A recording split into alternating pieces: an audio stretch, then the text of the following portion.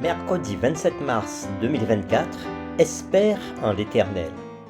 C'est toujours un plaisir de se retrouver autour de ce qui nous fait du bien et qui nous apporte paix et confiance pour notre vie. Et quoi de mieux que la parole de Dieu dans laquelle nous pouvons puiser réconfort et joie pour passer une bonne journée. L'équipe de l'Aventure dans la parole souhaite que cette séquence vous apporte la sérénité nécessaire pour aujourd'hui. Notre communauté s'agrandit et c'est grâce à vous. Soyez vous aussi actifs avec nous pour répandre le message. Vous pouvez le faire en likant, en partageant le lien avec vos contacts et nous vous invitons à vous abonner pour recevoir les notifications de chaque jour. Pour un confort d'écoute en continu, nous vous proposons la playlist de chaque semaine. Le texte à mémoriser de cette semaine que nous vous invitons à dire avec nous se trouve au psaume 27, le verset 14. Espère en l'Éternel, fortifie-toi et que ton cœur s'affermisse. Espère en l'Éternel. Nous vous invitons à le redire avec nous. Psaume 27, verset 14. Espère en l'Éternel, fortifie-toi et que ton cœur s'affermisse. Espère en l'Éternel. Comment les psaumes peuvent être pour les chrétiens une source de promesses qui les aide à demeurer fermes dans leur espérance? Comment le sabbat peut-il être une ressource pour ceux qui attendent le retour de Jésus? Les réflexions de cette semaine nous aident à répondre à ces questions et aujourd'hui nous le faisons avec la séquence « Dans l'attente du repos du sabbat de Dieu ». Nous vous invitons à lire le psaume 92 et nous répondrons à cette question. Quels sont les deux aspects du jour du sabbat mis en évidence dans ce cantique? Nous lisons le psaume 92. Cantique pour le jour du sabbat. Il est beau de louer l'Éternel et de célébrer ton nom, ô Très-Haut, d'annoncer le matin ta bonté et ta fidélité pendant les nuits, sur l'instrument à 10 cordes et sur le luth au son de la harpe. Tu me réjouis par tes œuvres, ô Éternel, et je chante avec allégresse l'ouvrage de tes mains. Que tes œuvres sont grandes, ô Éternel, que tes pensées sont profondes. L'homme stupide n'y connaît rien, et l'insensé n'y prend point garde. Si les méchants croissent comme l'herbe, si tous ceux qui font le mal fleurissent, c'est pour être anéantis à jamais. Mais toi, tu es le Très-Haut à perpétuité, ô Éternel. Car voici tes ennemis, ô Éternel, car voici tes ennemis périssent. Tous ceux qui font le mal sont dispersés, et tu me donnes la force du buffle.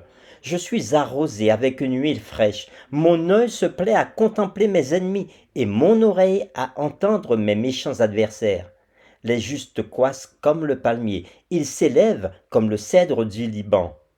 Plantés dans la maison de l'Éternel, ils prospèrent dans les parvis de notre Dieu. Ils portent encore des fruits dans la vieillesse, ils sont pleins de sève et verdoyants pour faire connaître que l'Éternel est juste. Il est mon rocher, il n'y a point en lui d'iniquité.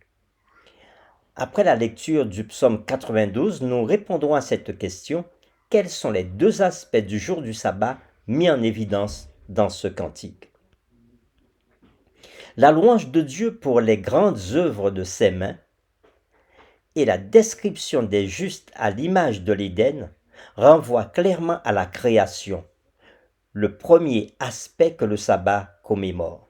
Le psaume magnifie également le Seigneur pour sa victoire sur les ennemis en tant que Dieu de justice et renforce ainsi le deuxième thème du sabbat, la rédemption du mal. Dans Deutéronome chapitre 5, les versets 12 à 15, nous pouvons lire « Observe le jour du repos pour le sanctifier comme l'Éternel ton Dieu te l'a ordonné. Tu travailleras 6 jours et tu feras tout ton ouvrage. Mais le 7e jour est le jour du repos de l'Éternel ton Dieu. Tu ne feras aucun ouvrage, ni toi, ni ton fils, ni ta fille, ni ton serviteur, ni ta servante, ni ton bœuf, ni ton âne, ni aucune des bêtes, ni l'étranger qui est dans tes portes, afin que ton serviteur et ta servante se reposent comme toi. Tu te souviendras que tu as été esclave au pays d'Égypte, et que l'Éternel ton Dieu t'en a fait sortir à main forte et à bras étendus. C'est pourquoi l'Éternel ton Dieu t'a ordonné d'observer le jour du repos. Fin de la lecture. Ainsi, Le psaume 92 exalte Dieu pour sa création passée et son maintien actuel du monde, et il pointe vers l'espoir de la fin des temps en une paix et un ordre divin éternel. Le peuple peut jouir du repos du sabbat parce que Dieu est le Très-Haut. C'est ce que nous avons lu au verset 1er du psaume 92. Sa position supérieure sur les hauteurs lui donne un avantage inégalé sur ses ennemis. Pourtant, bien qu'il soit le Très-Haut, l'Éternel descend volontiers pour secourir ceux qui l'invoquent. L'œuvre de création de l'Éternel et surtout la rédemption de cette création devrait nous inspirer à l'adorer et à l'aimer. Après tout, vivre dans une création déchue, sans espoir de rédemption, n'a rien de particulièrement réjouissant. Nous aimons, nous souffrons, nous mourons, et ce, sans aucun espoir. C'est pourquoi nous louons l'Éternel, non seulement en tant que Créateur, mais aussi en tant que Rédempteur. L'expression « l'huile fraîche » traduit la dévotion renouvelée du psalmiste à servir Dieu en tant que serviteur reconsacré, tel que nous le voyons au psaume 92, verset 10. L'onction d'huile était pratiquée pour la consécration des personnes choisies, telles que les sacrificateurs et les rois. Et c'est ce que nous trouvons dans Exode chapitre 40, verset 15. « Et tu les oindras comme tu auras oint leur père, pour qu'ils soient à mon service dans le sacerdoce. Cette onction leur assurera à perpétuité le sacerdoce parmi leurs descendants. » Il est fait mention ici d'Aaron et de ses fils.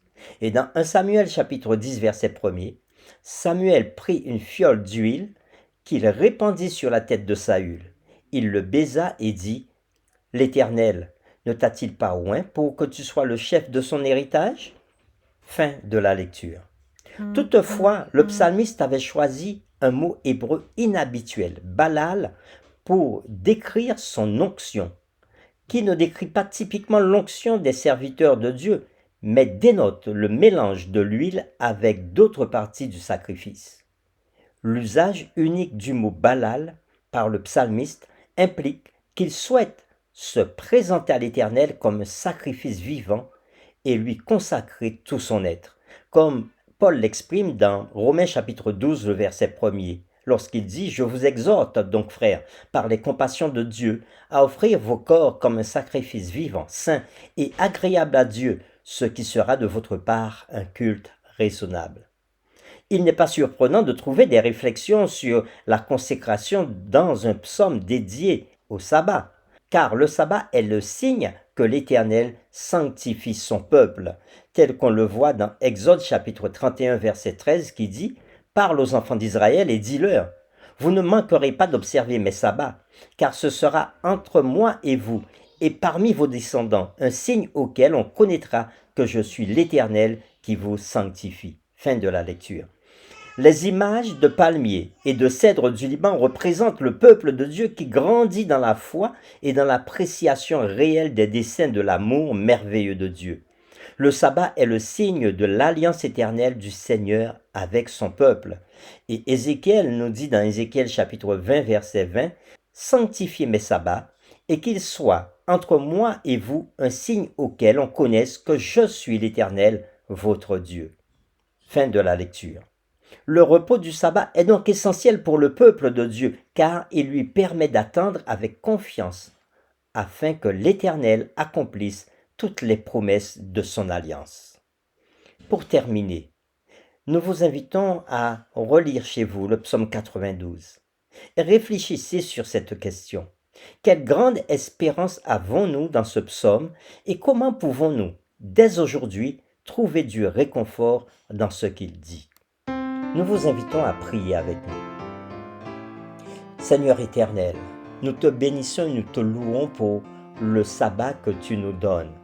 Tu nous le donnes comme un signe, une alliance entre toi et nous, disant que nous reconnaissons que tu es notre Créateur, car tu as créé toutes choses. Et à la fin de la création, tu as choisi un jour spécial pour que nous puissions, nous humains, être en relation personnelle avec toi. Merci pour le sabbat. Merci aussi de faire du sabbat un temps de rédemption, nous rappeler que tu as délivré ton peuple de l'esclavage. Mais aujourd'hui, tu nous dis, à travers le sabbat, que la rédemption est offerte à tous les hommes parce que Jésus a donné sa vie pour que tous soient sauvés.